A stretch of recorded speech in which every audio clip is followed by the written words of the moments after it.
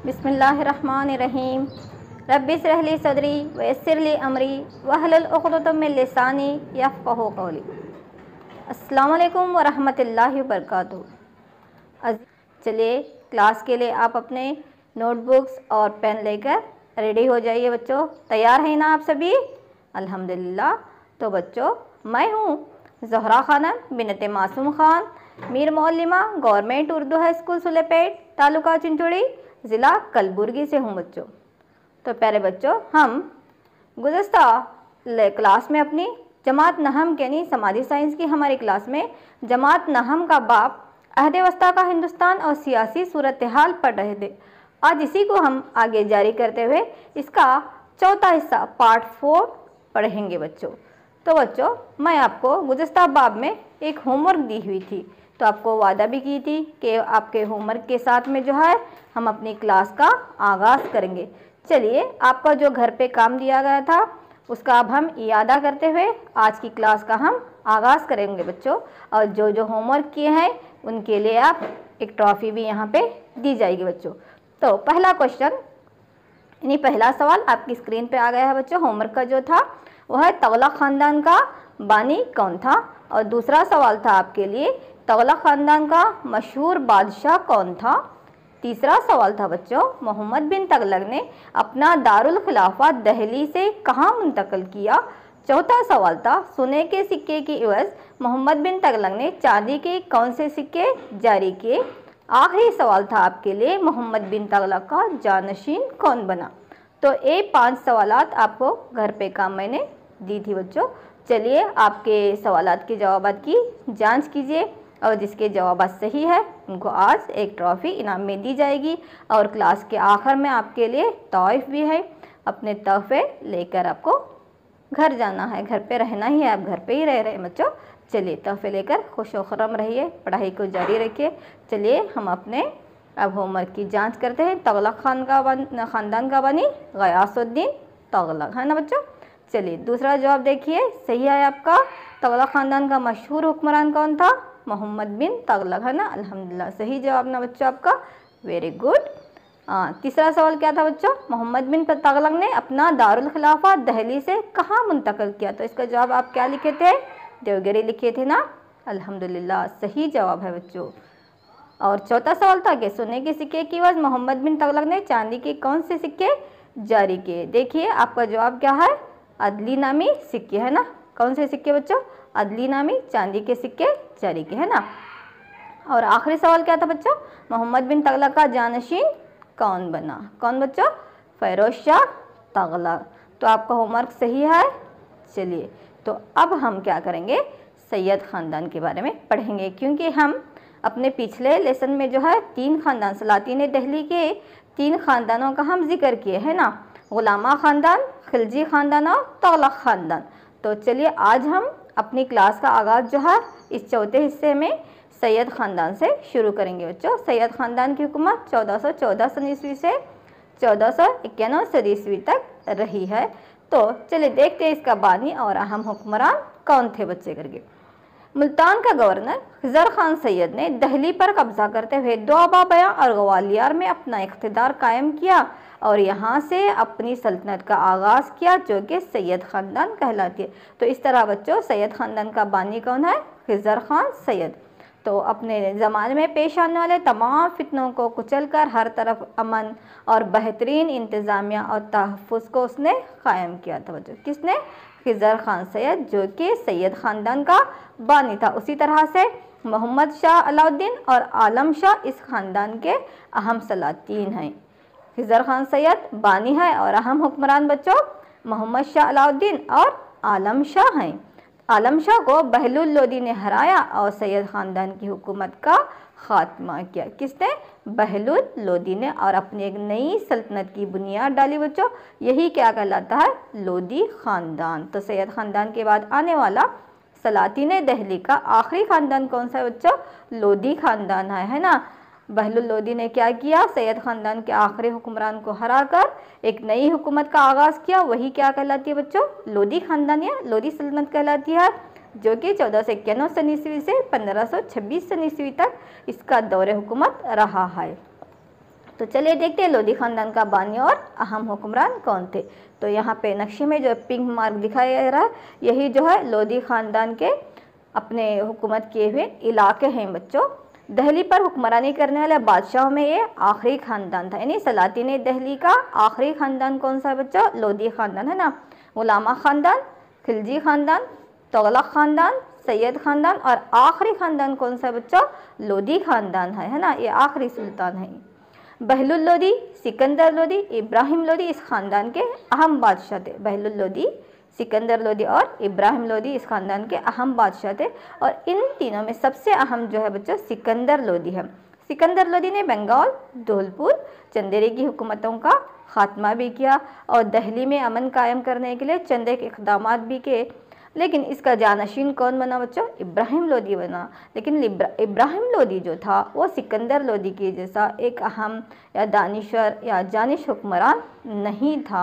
यही इब्राहिम लोधी की जो नाहली जो है लोधी ख़ानदान का या सलातीन दिल्ली का जवाल का सबब बनता। तो ये कौन है बच्चों?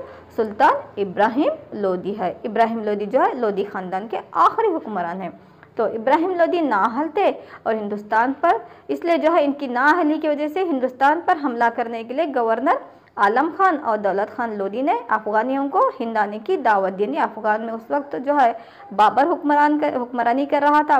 तो बाबर को इब्राहिम लोधी को शिकस्त देने के लिए पंजाब की गवर्नर दौलत खान लोधी ने जो है बाबर को हिंदुस्तान आने की दावत दी। तो दौलत खान लोधी के कहने पर जो है पंजाब के गवर्नर के कहने पर बाबर जो है हिंदुस्तान आ गया। और बाबर और इब्राहिम लोधी के दरमियान जो है 1526 ईस्वी में पानीपत की पहली जंग हुई है ना बच्चों। तो इसकी इसी वजह से जिसकी बिना पर मतलब दौलत खान लोधी के कहने पर ही बाबर ने हिंदुस्तान पर हमला किया और पानीपत की पहली जंग 1526 में हो गई, जिसमें जो है इब्राहिम लोधी को शिकस्त हुई। इस तरह मुग़लों की हुकूमत की बुनियाद पड़ी, यानी मुग़ल हुकूमत का आगाज़ है। जो सलातीन दिल्ली का आगाज़ कहाँ से था बच्चों? इब्राहिम जो मोहम्मद बिन कुतुबुद्दीन ऐबक से जो शुरू हुई थी, गुलामा सल्तनत कुतुबुद्दीन ऐबक से लेकर लोधी ख़ानदान तक इनकी हुकूमत रही है। चलिए अब जो लोधी ख़ानदान हुए हैं तो लोधी ख़ानदान और सैयद ख़ानदान के बारे में जो पढ़े हैं इनके बारे में हम एक सरगर्मी करेंगे बच्चों।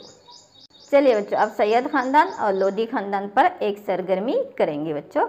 तो चलिए सरगर्मी में क्या है बच्चे, आपको सवालात हैं उसके जवाब अब देना है। चलिए पहला सवाल आपकी स्क्रीन पर यह है बच्चों, सैयद ख़ानदान का बानी कौन था? कौन था बच्चों? बिल्कुल सही जवाब आपका खिज़र खान सैयद। अल्हम्दुलिल्लाह, वेरी गुड। चलिए बच्चों दूसरा सवाल है आपके लिए, सैयद ख़ानदान की हुकूमत कब से कब तक रही है? सैयद ख़ानदान की हुकूमत कब से कब तक रही है बच्चों? बोलिए। अल्हम्दुलिल्लाह, सही जवाब बच्चों 1414 सन ईस्वी से 1491 सन ईस्वी तक सैयद ख़ानदान की हुकूमत रही है।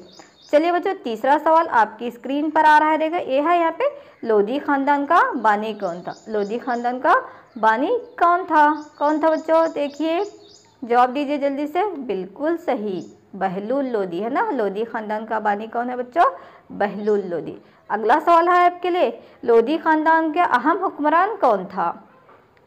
सब में अहम हुक्मरान कौन था बच्चों? बिल्कुल सही, सिकंदर लोधी। लोधी ख़ानदान का अहम हुक्मरान कौन है बच्चों? सिकंदर लोधी। चलिए एक आखिरी सवाल है बच्चों आपके लिए, सवाल नंबर 5 है, किस जंग के नतीजे में लोधी सल्तनत का खात्मा हो गया? किस जंग के नतीजे में लोधी सल्तनत का खात्मा हो गया है? कौन सी जंग थी बच्चों वो? बिल्कुल सही, पानीपत की पहली जंग में जो है लोधी सल्तनत का खात्मा होगा। और यहाँ से जो है सलातीन दिल्ली का खात्मा होकर कौन सी सल्तनत का आगाज़ हो बच्चों? अल्हम्दुलिल्लाह, बिल्कुल सही, मुग़लिया सल्तनत है ना। अगले बाब में जो है हम इसका मुतालिया करेंगे, मुग़लिया सल्तनत का, मुग़लिया ख़ानदान, उसके अहम हुक्मरान। चलिए अब जो सलातीन दिल्ली का अब तक हम पढ़े हैं 5 सलातीन है ना, गुलामा ख़ानदान, खिलजी ख़ानदान, तुगलक ख़ानदान, सैयद ख़ानदान, लोधी ख़ानदान। तो इनका इंतज़ामिया या निज़ाम हुकूमत कैसा था, वहाँ के समाजी हालात कैसे थे, अब इसका हम क्या करेंगे बच्चों? मुतालिया करेंगे अपने अगले इसमें। तो सलातीन दिल्ली के खिदमात में जो है हम इनका इंतज़ामी निज़ाम पढ़ेंगे, मालियाती इंतज़ाम किस तरह था, समाजी इंतज़ाम, फ़न और फ़न तामीरात और उस ज़माने का अदब के बारे में। तो बच्चों सबसे पहले हम सलातीन दिल्ली की खिदमत में इंतज़ामिया का मुतालिया करेंगे, किस तरह का इंतज़ामिया था करके। तो फ़ौजी सरबराही अदालत के सरबराह होते थे वहाँ पर, कहाँ पर, सलातीन दिल्ली में। और सलातीन दिल्ली की हुकूमत कुरानी अहकामात के मुताबिक हुआ करती थी। उनकी हुकूमत जो है सलातीन दिल्ली के कुरान के अहकामात के मुताबिक, सुन्नत और शरीयत के मुताबिक अपनी हुकूमत को चलाया करते थे बच्चों। सरदार, उमरा और उल्मा जो है इंतज़ामिया में अपने असरात रखते थे, यानी बादशाह को वो अपने राय मशवरे दिया करते थे। तो इस्लामी तर्ज़ तालीम के ज़रिए से या कुरानी अहकामात के ज़रिए से सलातीन दिल्ली जो है अपनी हुकूमत को चलाए हैं बच्चों। और मरकज़ी हुकूमत में इंतज़ामिया चलाने के लिए बहुत से शोबे होते थे, जिसमें फ़ौजी शोबा होता था ना, अलग अलग डिपार्टमेंट होते थे बच्चों। जिस तरह आज है ना एजुकेशन डिपार्टमेंट कहते हैं, हेल्थ डिपार्टमेंट कहते हैं, है ना, ज़राती शोबा कहते हैं, सनती शोबा कहते हैं। तो उसी तरह से बच्चों वहाँ पर भी सलातीन दिल्ली के दौरे हुकूमत में भी फ़ौजी शोबा होता था, गैर मुल्की शोबा, खतूत नवीसी का, और जो है सदका व खैरात और एजाज़ात के इलाके या शोबे, इस तरह से मुख्तलिफ़ शोबे होते थे। और इनकी सरबराही के लिए वज़रा और अफसरान हुआ करते थे, उनकी देखभाल करते थे, उन शोबों को एक मुनज़्ज़म और सही तरीके से चलाते थे। और रियासत को मुख्तलिफ़ सूबों में तकसीम किया गया था। तो ये जो सूबों में जो तकसीम किए हुए इंतज़ामी अकायद हैं, इंतज़ामिया को बेहतरीन तरीके से चलाने के लिए इंतज़ामी लिहाज से सूबों को तकसीम किया गया था। तो इनकी देखभाल जो है शेखदार, अमीनदार और चौकीदार किया करते थे बच्चों। जिस तरह से अब प्राइम मिनिस्टर, फिर उसके बाद में जो है नहीं वज़ीर आज़म, वज़ीर आला, फिर ज़िला अफसरान वगैरह होते हैं। तो उसी तरह से वहाँ पर भी रियासत को इंतज़ामी लिहाज से जो तकसीम किया गया था उसकी देखभाल के लिए कौन कौन होते थे बच्चों, शेखदार, चौकीदार, अमीनदार, ये तमाम होते थे। वो इन तमाम शोबों की सरबराही देखभाल एक मुनज़्ज़म तरीके से करते थे बच्चों। लगान जमा करना और अमन को बरकरार रखना, तालीम देना, पाकी व सफाई का अहतमाम करना भी इनके अहम फ़राइज़ थे। तो ये अफसरान जो है उन मुख्तलिफ़ सूबों में मुख्तलिफ अपने मुनज़्ज़म तरीके से उसको बेहतरीन तरीके से चलाते हुए वहाँ का लगान जमा करते थे, वहाँ पे अमन व अमान को कायम रखते थे, तालीम का ख्याल रखते थे और पाकी व सफाई का अहतमाम करना भी इनके अहम फ़राइज़ थे। कौन, ये जो शेखदार, अमीनदार, चौकीदार थे। तो इस तरह से मुख्तलिफ़ शोबे होते थे। ये तमाम है किसान, जिस तरह से आपको यहाँ पे तस्वीर में दिखाई दे रहा ना, ये किसान है, जुलाहे, ये तमाम जो है बादशाह जो है इन बादशाह को मदद करने के लिए बादशाह, फिर उसके बाद में जो है बादशाह के बाद उसकी वज़रा की मजलिस होती थी, फिर उसके बाद जहाँ पे बहुत से फ़ौज होती थी और हुक्काम हुआ करते थे, उल्मा हुआ करते थे, मुख्तलिफ़ पेशे के लोग थे। तो तमाम मिलकर जो है हुकूमत को एक मुनज़्ज़म तरीके से लेकर जाते थे। और इन सलातीन के ज़माने में खराज, यानी जो ज़मीनी लगान होता था बच्चों, ज़मीन का जो टैक्स होता था उसको खराज कहते थे। उसी तरह ज़कात, अशर, खम्श, यानी अशरा और खम्श मतलब लड़ाई में जो लूटी हुई दौलत होती थी उस पर जो टैक्स होता था उसको अशरा कहते थे या खम्स कहते थे। उसी तरह से जजिया, यानी हिंदू मज़हब के जो गैर मज़हब के जो लोग होते थे जो अपने मुक़द्दस मकामात की ज़ियारत के लिए जो ज़ायरीन जाया करते थे तो उन पर भी जो है एक किस्म का टैक्स आयद करते थे बच्चों। उस टैक्स को क्या कहते हैं, जजिया कहते हैं। तो और उसके साथ साथ जिस जायदाद का कोई भी वारिस नहीं होता था ना बच्चों, तो ऐसी जायदाद पर भी क्या करते थे, टैक्स वसूल करते। यानी हुकूमत की आमदनी का अहम ज़रिया ही क्या होता है बच्चों, हर ज़माने में टैक्स होता है। हमसे जो मुख्तलिफ़ किस्म का टैक्स लेते हैं ना, जिस तरह घरों पर टैक्स लेते हैं, ज़राअत का रहता है, ज़मीनी टैक्स रहता है ना, नल का टैक्स वगैरह, पानी का टैक्स वगैरह भरते हैं ना आप लोग, उसी तरह से जो है वहाँ पर भी हर किस्म के टैक्स हुआ करते थे। तो आमदनी टैक्स, घरों पर टैक्स, ये तमाम जो टैक्स होते थे, ये खराज है, ये अशरा, ये ज़कात, फिर उसके बाद ये ज़मीनी जो आमदनी का टैक्स, ये तमाम से जो है ये क्या थे, हुकूमत की आमदनी के अहम टैक्स जो होता था बच्चों, हुकूमत की आमदनी का अहम ज़रिया होता था बच्चों। तो महसूल जमा करने के लिए अफसरान हुआ करते थे। इस टैक्स को जमा करने के लिए, इस लगान या चुंगी को जमा करने के लिए अफसर हुआ करते थे। जिस तरह से आज भी जो है रेवेन्यू अफसर्स होते हैं, टैक्स की महसूली करने वाले इनकम टैक्स ऑफिसर्स वगैरह होते हैं ना, तो उस ज़माने में भी जो है महसूल को जमा करने, नहीं टैक्स को जमा करने के लिए, उसकी वसूली करने के लिए जो है बहुत से अफसरान हुआ करते थे। और जो काजी हजरात होते हैं वो शहरों और कस्बों में इंसाफ करने के लिए बादशाह की मदद करते थे। जो काजी होते थे वो शहरों में या कस्बों में इंसाफ करने के लिए अदालती इंतज़ामिया में बादशाह की मदद के लिए कौन होते थे, काजी हुआ करते थे। तो इस तरह के इंतज़ामी हालात सलातीन दिल्ली के दौरे हुकूमत थे बच्चों। तो चलिए आगे अब हम देखते हैं यहाँ के समाजी इंतज़ाम, समाज में कौन कौन सा तरीका वहाँ पे आम था करके। तो सुल्तान के दौर में हिंदू मुसलमान के रिवायती रस्म व रिवाज मौजूद थे, वो अपने तरीके से चलते थे, मुसलमान अपने रिवायती तरीक़ों से चला करते थे। लेकिन सलातीन की इंतज़ाम में शिया और हिंदू रियाया पर मजहबी पाबंदियाँ आयत थी। पाबंदियाँ इतनी भी नहीं थी, मजहबी रवादारी भी वहाँ पे आम थी, है ना बच्चों।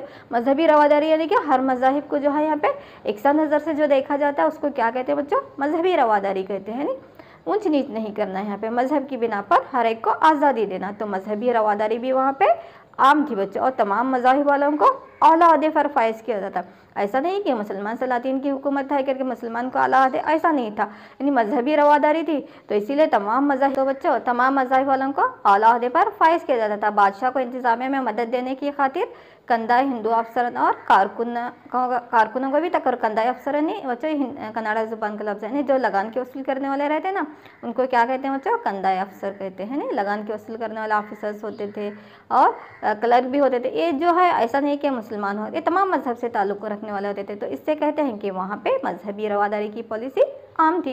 इसी तरह पेशा वाराना दस्तकारी इमारतों की तामीर करने वाले भी, इन तमाम का भी वो तकर्रुर किया जाता था, है ना, जिस तरह से आपको यहाँ पे तस्वीर में दिखाई दे रहा है। हर पेशे से ताल्लुक़ रखने वाले लोग होते थे, और ये लोग जो है बादशाह को इंतज़ामिया में, अफसरों को भी इंतज़ामिया में मदद किया करते थे, है ना बच्चों। एक इसीलिए कह सकते हैं कि यहाँ पे मजहबी रवादारी की पॉलिसी आम थी बच्चों। और गुलामी का सिलसिला भी इन बादशाहों के ज़माने में था, यानी जंग के जो कैदी होते थे, बहुत से जंगें हुआ करती थी, तो जंगों में जो कैदी हो के आते थे ना, तो उन कैदियों को जो है ग़ुलाम बना लिया जाता, तो ग़ुलामी का भी तरीका यहाँ पे आम था। और शाही महलों में कई एक औरतें, यानी जो ग़ुलाम ख़वातीन या लौंडियाँ भी हुआ करते थे। कहा जाता है कि चंद एक जगह पे जो है औरतों को इनका जायज़ मुकाम नहीं मिलता था, लेकिन पर्दा और बचपन की शादी का रिवाज था, जिस तरह से आपको यहाँ पे तस्वीर में दिखाई दे रहा। तो सिर्फ हमारे मुसलमान मजहब के लोग ही नहीं हैं, तमाम मज़ाहिब के लोग भी जो है वहाँ पे पर्दे की पाबंदी करते थे, जिस तरह से राजपूत औरतें थे, है ना, राजपूत औरतें भी जो है पर्दे की पाबंदी किया करते थे। ऊंचे तबके के औरतें जो है फ़नून लतीफ़ा में शामिल हुआ करते थे, तो देहाती औरतें जो है ज़राअत और घरों के कामों में लगते थे। लेकिन और एक तरीका क्या था बच्चों, वहाँ पे इस तरह से बचपन की शादी का भी पर्दे का निज़ाम भी था, और बचपन की शादी का भी रिवाज वहाँ पे आम था। तो ये क्या थे बच्चों, सलातीन दहली के समाजी हालात, है ना।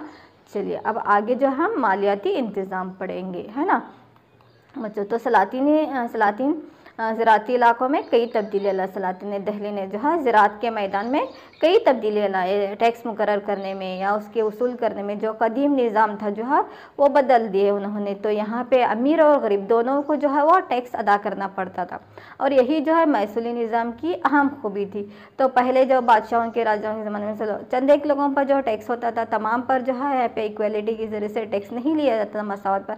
लेकिन सलातीन दहली ने बोले जिस पर टैक्स आयद होना है, जो टैक्स भरने के यहाँ पे हकदार होते हैं, चाहे वो अमीर हो या गरीब हो, तो यहाँ पे टैक्स को अदा करना पड़ेगा।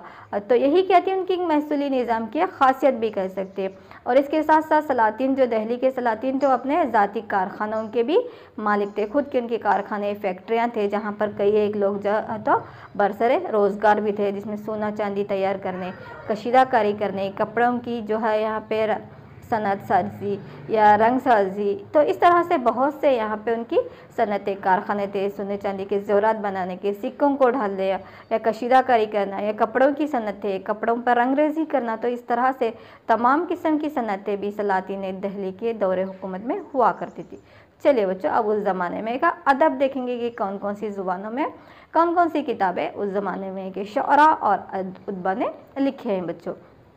तो गैर मुल्की अदीब माहिरीन तारीख के इनके दरबार में जो है पनागज़ीन थे। इनकी अपनी तसानीफ़ात जो है अरबी और फ़ारसी ज़ुबान में हुआ करते। सिर्फ वहाँ पे इस मुल्क के ही नहीं, गैर मुल्की भी कई अदीब और माहिरीन भी जो है, तारीख़ इसकी गवाह है कि बहुत से लोग जो है यहाँ पे हिंदुस्तान में आए हैं उस ज़माने में, और हिंदुस्तान की तारीख़ को पेश किए हैं बच्चों। जैसा कि महमूद गज़नवी के दरबार में अल-बैरूनी जो काफ़ी मशहूर आलिम था, एक फ़लसफ़ी था, रियाज़ीदान था, जोग्राफिया का माहिर भी था और अदीब भी था, ये भी आया हुआ था। तो उसने हिंदुस्तान के समाजी, मुआशी, मजहबी मामलात पर मुश्तमिल जो है तारीख़ुल हिंद, अल हिंद किताब जिसको हम कहते हैं ना, तारीख़ुल हिंद नामी किताब लिखी है। ये दिखाई दे रहे हैं ना बच्चों, ये अल-बैरूनी की लिखी हुई तारीख़ुल हिंद किताब है। तो इसमें जो है उसने क्या किया है, हिंदुस्तान की तारीख के बारे में लेगा। उसी तरह से उद्बी नामी माहिर उलूम ने जो है अरबी ज़ुबान में तारीख यमीनी लिखा है ना बच्चों, याद रखो, क्योंकि अगली जो सरगर्मी है इस अदब से मुतालिक मैं आपको लूँगी, आपको जवाब देना है और ट्रॉफ़ी भी लेना है ना बच्चों, आखिर में आपके इनामात भी हैं। तो यहाँ पे अल-बैरूनी ने कौन सी किताब लिखा था बच्चों? अल-बैरूनी की तारीख़ुल हिंद है। तो उद्बी ने जो है यहाँ पे तारीख़ यमीनी ने लिखा है। अल-बैरूनी तारीख़ुल हिंद या अल हिंद कहते हैं, और उसी तरह से उद्बी ने जो है तारीख़ यमीनी ने लिखा है। और उसी तरह से बच्चों यहाँ पे जो है हसन निज़ामी ने ताजुरुल मुआसिर नामी किताब लिखी है। तो मिनहाज सिराज ने तबक़ात नासिरी, है ना, अल हिंद अल-बैरूनी, उद्बी ने तारीख़ यमनी और हसन निज़ामी ने बच्चों ताजुरुल मुआसिर लिखा और मिनहाज सिराज ने तबक़ात नासिरी। आप एक तरफ अदीब और दूसरे तरफ जो है उसके तसानीफ़ लिख लीजिए बच्चों, आपको याद रहेंगे, है ना। अल-बैरूनी अल हिंद, उद्बी तारीख़ यमीनी, हाँ। उसी तरह से बच्चों हसन निज़ामी ने ताजुरुल मुआसिर, मिनहाज सिराज ने कौन सी लिखी बच्चों? तबक़ात नासिरी किताब लिखी है। और अमीर खुसरो जो मशहूर वहाँ पे रुबाई गो था, तो उसने भी 6 अहम किताबें लिखकर हिंदू मुस्लिम तहज़ीब पर मुश्तमिल मालूमात फ़राहम किए हैं। इसीलिए जो हम अमीर खुसरो को तोती हिंद कहते हैं। एक कौन है बच्चों? अमीर खुसरो हैं, जो कि तोती हिंद के नाम से जाने जाते हैं। और ज़ियाउद्दीन बरनी ने जो है तारीख़ फ़ैरोज़ शाही लिखी है। तो ख़ुद बादशाह फ़ैरोज़ तगलक ने जो है फतूहात फ़ैरोज़ शाही नामी किताब लिखी है ना। याद हो गए बच्चों? देखिए और एक मरतबा यादा करती हूँ मैं, यहाँ पे अल-बैरूनी अल हिंद लिखा है। उसी तरह से जो है यहाँ पे तारीख़ यमीनी लिखा है और हसन निज़ामी ने ताजुरुल मुआसिर लिखा है। मिनहाज सिराज ने जो है तबक़ात नासिरी लिखा है और ज़ियाउद्दीन बरनी ने तारीख़ फ़ैरोज़ शाही, तो फ़ैरोज़ तगलक ने फतूहात फ़ैरोज़ शाही नामी किताबें लिखी। चलिए बच्चों, इसी पर जो है आज हम क्या करेंगे, अभी एक सरगर्मी करेंगे, है ना। ए में चंद एक अल्फाज दूंगी मैं आपको, बी में दूंगी, और ए और बी को जो मैच करके आप कहाँ लिखना है बच्चों? सी में लिखना है। देखिए ए में आने वाले अल्फाज कौन कौन से हैं? नंबर 1 अल-बैरूनी, नंबर 2 हसन निज़ामी, नंबर 3 अमीर खुसरो, नंबर 4 उद्बी, नंबर 5 जो है यहाँ पे फ़ैरोज़ तगलक। अब बी में देखो बच्चों अल्फाज तोती हिंद, तारीख़ यमीनी, फतूहात फ़ैरोज़ शाही, अल हिंद, ताजुरुल मुआसिर। चलिए बच्चों जल्दी जल्दी अब अल-बैरूनी के लिए देखिए बी में कौन सा मैच होता है, जल्दी से सी में आपको जवाबात लिखना है। अल-बैरूनी अल हिंद, हसन निज़ामी ताजुरुल मुआसिर, अमीर खुसरो तोती हिंद, उद्बी तारीख़ यमीनी, फ़ैरोज़ तगलक फतूहात फ़ैरोज़ शाही। सही है आपके जवाब? चलिए बच्चों, चलो अपनी सरगर्मी मुकम्मल हो गई। अब आगे बढ़ेंगे हम। तो आगे अब हम देखेंगे यहाँ पे सलातीन दहली के फ़न और फ़न तामीरात का मुताला करेंगे। सलातीन दहली ने हिंदुस्तान में हिंद इस्लामी या जिसको इंडो सार्सनिक भी कहते हैं ना बच्चों, नामी नए तर्ज़ फ़न तामीर का आगाज़ किया, जिसमें जो है ये इंडो सार्सनिक तरीका क्या होता था बच्चों, जहाँ पे कमानों के ज़रिए से, गुम्बदों के ज़रिए से, मीनारों के ज़रिए से इमारत को सजाया, जिस तरह अब यहाँ पे दिख रहा है ना बच्चों। देखिए उस इमारत में जो है कमान है, ऊपर जो है गुम्बद है, तो इस तरह से कमानों के ज़रिए से, गुम्बदों के ज़रिए से या इस तरह से बड़े बड़े मीनारों को बनाकर जो फ़न तामीरात बनाए जाते थे बच्चों, तो इस फ़न तामीर को हम क्या कहते हैं? इंडो इस्लामिक तरीका या इंडो सार्सनिक तरीका या हिंद अफ़गानी तरीका भी इसको कहा जाता है, जो कि सलातीन दहली के फ़न तामीरात की खासियत है ना।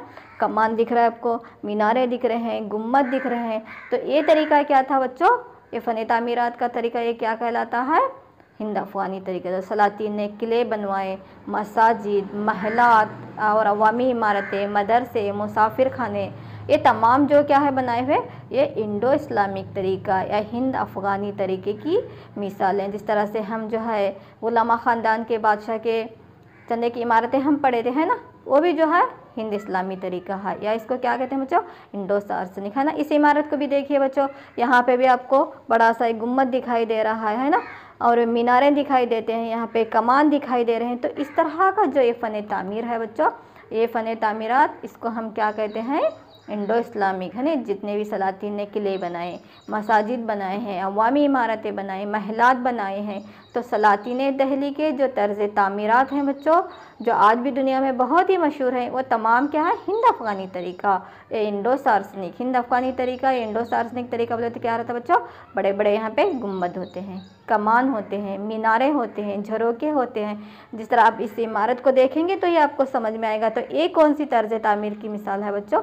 हिंद अफ़गानी या इंडो इस्लामिक तरीका भी इसको कहते हैं। हिंद इस्लामी तरीका कहते हैं या इंडो इस्लामिक, यानी इसी को अंग्रेज़ी ज़ुबान में इंडो इस्लामी कहते हैं। हम क्या कहते हैं? हिंद इस्लामी तरीका या हिंद अफ़गानी तरीका भी इसको अलग अलग नामों से जाना जाता है बच्चों। हाँ, चलिए ये इमारत मैं इसको पहले भी आपको वीडियो लेसन में दिखाई हूँ, है ना बच्चों। इस इमारत को पहचानते हैं बच्चों? कौन सी इमारत है बोलिए आप, पहचाने? पहले बाब में ही, पहले बाब में पढ़े हैं, दूसरे बाब में भी पढ़े हैं बच्चों, है ना। पार्ट 3 में भी पढ़े हैं हम, सलातीन दहली जहाँ पे पढ़ रहे थे।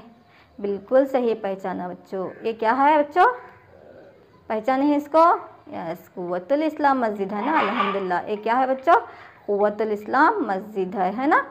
तो एक कुव्वतुल इस्लाम मस्जिद यानी दिल्ली का जो मदरसा या कुव्वतुल इस्लाम मस्जिद या कुतुब मीनार या आली दरवाज़ा या जमीयत खाना, ये तमाम जो थे बच्चों हिंद इस्लामी तरीके के फ़न तामीराती नमूने हैं। तो फ़न तामीरात निज़ाम हुकूमत के साथ साथ उन्होंने नकल व हमाला और तरसीली निज़ाम को भी उन्होंने सलातीन दहली ने तरक्की दी है। सड़कें बनवाए हैं, है ना, शाहराएँ बनवाए उन्होंने उस ज़माने के, जिसको आज हम हाईवेज़ कहते हैं ना, तो उस ज़माने से ही उन्होंने उसका आगाज़ किया था। बंगाल से लेकर गुजरात तक जो है उस ज़माने में जो है पक्की सड़क उन्होंने तामीर की है। और गैर मुल्की वज़रा ने भी जो है यहाँ पे इनके बड़े बड़े बाज़ारों का सफ़र करके लिखा। जिस तरह अल हिंद में भी जो है अल-बैरूनी ने भी इसका ज़िक्र किया है। और बहुत से दस्तकार भी यहाँ पे रहते थे, फ़नकार रहते थे। तो ये तमाम मिलकर जो है सलातीन दहली की हुकूमत को एक आला हुकूमत तक ले गए हैं। यहाँ का इंतज़ामिया बोलो, फ़न तामीरात या यहाँ का मुआशी निज़ाम या अदब, ये जो था बहुत ही माला माल था। चलिए बच्चों, इन इमारतों को पहचानो अब एक सरगर्मी के तौर पर ही। कौन कौन सी इमारतें हैं, अभी अभी इसका जिक्र हुआ है बच्चों, पहचाने? बोलिए, आपको जो आपकी तस्वीर पर या स्क्रीन पर ये जो तस्वीर दिखाई दे रही है, ये कौन सी इमारत है बच्चों? जल्दी पहचानिए। बिल्कुल सही, ये क्या है? कुतुब मीनार है। बता सकते हैं इसकी तामीर किसने की थी बच्चों? बिल्कुल सही है ना, ख़ानदान गुलामा के बनी कुतुबुद्दीन ऐबक ने जो है कुतुब मीनार की तामीर की है। उसी तरह से जो है बच्चों उसने ये जो पिलर्स आप दिख रहे हैं ना, ये भी हिंद अफ़गानी तरीका है। ये कहाँ का अंदरूनी मंजर है, इसको पहले आप देख चुके हैं, याद आ गया? बिल्कुल सही, ये क्या है बच्चों? अदाए दिन का झोपड़ा है। या ढाई दिन का झोपड़ा, कुव्वतुल इस्लाम मस्जिद या कुतुब मीनार, इस तमाम की तामीर जो है गुलामा ख़ानदान के बानी कुतुबुद्दीन ऐबक ने की है बच्चों। ये तमाम जो है हिंद अफ़गानी तरीका। देखो आपको यहाँ पर भी कमान दिख रहे हैं ना, इस कमान की शक्ल में या मीनारों की शक्ल में या जो है यहाँ पे झरोकों की शक्ल में जो इमारतें बनाई जाती थी, इसी को हम क्या कहते हैं बच्चों? हिंद अफ़गानी तरीका कहते हैं। जो सलातीन दहली का हिंद इस्लामी तरीका भी कहते हैं इसको, इंडो सार्वजनिक तरीका भी कहते हैं, जो कि सलातीन दहली की हमारे लिए एक अहम देन रही है बच्चों। चलिए अब अपना क्या कीजिए, आप अपना होमवर्क लीजिए। अब तक जो हम पढ़े हैं ना बच्चों, अब होमवर्क लेना। यहाँ पे जो है हमारा बाब जो है अहद वस्ता का हिंदुस्तान और सियासी सूरत हाल मुकम्मल होता है बच्चों, है ना। सियासी सूरत हाल यहाँ तक मुकम्मल होता है। कहाँ क्या क्या पढ़े बच्चों हम इसमें? 5 सलातीन पढ़े। पहले तो राजपूतों के बारे में पढ़े, फिर राजपूतों की खिदमत, राजपूतों के अहम ख़ानदान, फिर उसके बाद में जो बच्चों सलातीन दहली में 5 अहम ख़ानदान पढ़े थे हम। गुलामा ख़ानदान, तुगलक ख़ानदान, खिलजी ख़ानदान, सैयद ख़ानदान। और आज की हम इस क्लास में जो बच्चों इनकी इंतज़ामिया, मुआशी हालात, समाजी हालात, सियासी हालात और एक सुनहरे अदब का भी मुतालिया किए हैं, इंडो इस्लामिक तरीके को भी देखे हैं। तो मैं यकीन करती हूँ कि आप बाब जो है आपको मुकम्मल तौर पर समझ में आया है ना बच्चों। चलिए आज की क्लास का आप होमवर्क लेंगे बच्चों। चलिए होमवर्क का जो है आप घर पर यादे के तौर पर है। ये होमवर्क का पहला सवाल है बच्चों, सूबों के इंतज़ामिया के सरबराह कौन हुआ करते थे? सूबों के इंतज़ामिया के सरबराह कौन हुआ करते थे? दूसरा सवाल है बच्चों, शहरों और कस्बों में इंसाफ की जिम्मेदारी किसकी थी? सलातीन दहली के ज़माने को मद्देनज़र रखते हुए, इस बाब को मद्देनज़र रखते हुए लिखना है बच्चों, शहरों और कस्बों में इंसाफ की जिम्मेदारी किसकी थी? अगला सवाल है, इंतज़ामिया में कौन कौन से शोबे हुआ करते थे? लिखे बच्चों,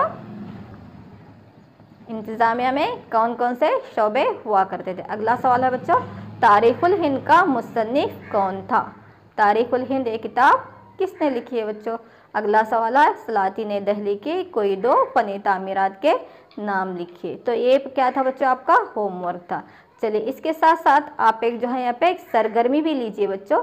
सरगर्मी क्या है? देखो बच्चों, यहाँ पे आपको एक सरगर्मी दे रही हूँ। इस वीडियो लेसन या बाब की मदद से सलातीन दिल्ली के फ़नी तामीरात पर मुबनी एक रंगीन खूबसूरत एल्बम बनाइए और इस लेसन को जो है आप यहाँ पे परफेक्ट